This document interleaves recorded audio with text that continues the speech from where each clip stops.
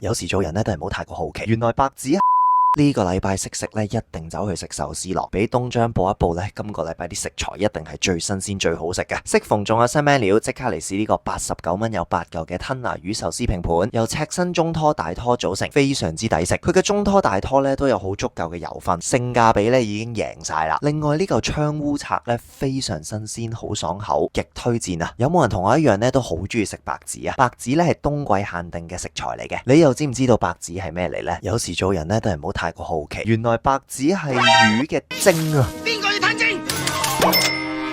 不過咧，我就嫌呢嚿白子咧唔夠 creamy 同埋比較淡啊。另外新 menu 有呢個赤西貝啊，呢嚿嘢好似煲湯嗰啲螺頭，質地比較硬，個人咧就麻麻地啦。同場加映每次去壽司郎都會嗌嘅小雞同埋香蔥赤蝦壽司，有冇人同我一樣咧？每次都會嗌呢兩碟噶？你又中唔中意呢個新 menu 咧？留言話俾我知，中意嘅記得 like and share，下條片再食過，拜拜。